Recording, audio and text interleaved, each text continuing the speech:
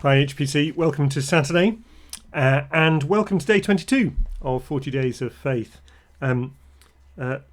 Helpful, I thought, again in terms of our anxiety, just illustrating really the only way in which we can not be anxious in this world is if we're prepared to trust the Lord. And Tripp puts it like this at the end: you need to remind yourself again and again of his wise and loving control, not because it will immediately make your life make sense, but because it will give you rest and peace in those moments that all of us face at one time or another when life doesn't seem to make sense. We need to leave all of the what ifs and the yes buts with the God who knows all things and recognise that we don't.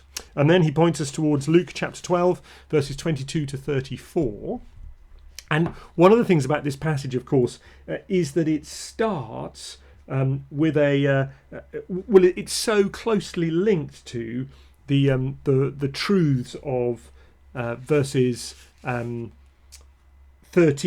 to 21, I suppose.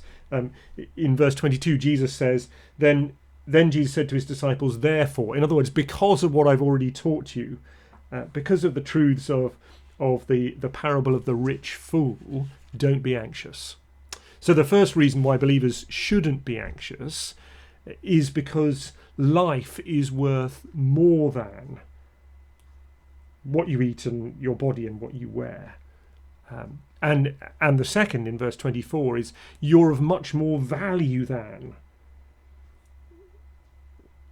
And then the last one, the third one, in verse 25, is because no one has control over even how long they live. We just can't add one moment to the length of our lives.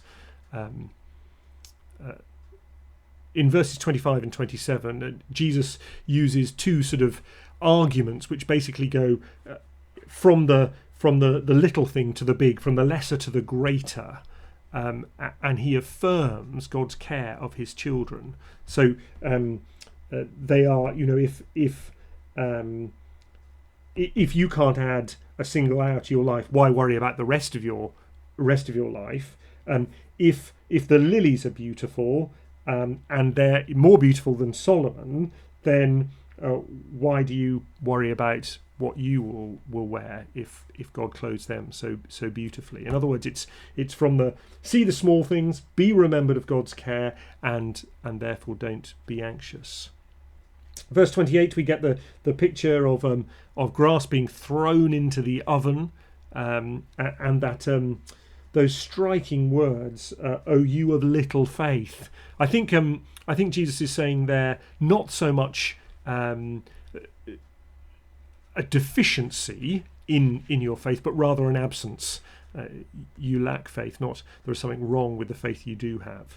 Verse 29 doesn't mean people shouldn't work, they shouldn't try and support themselves, but is a warning against worrying continually after what we will eat or what we will drink. Verses 33 and 34, this thing of selling your possessions and giving to the needy is something that comes up time and again in Luke's gospel, and the idea of treasure, providing purses for yourself that don't wear out. In other words, place your treasure somewhere safe. And because a believer's treasures are stored in heaven, then our purses will not fail. They will not be stolen. They will not be destroyed. In contrast with the world's preoccupation with possessions, the disciples are to be characterized by exceedingly great generosity, especially to those in need. This has eternal implications, for as Jesus warns, where your treasure is, there your heart will be also.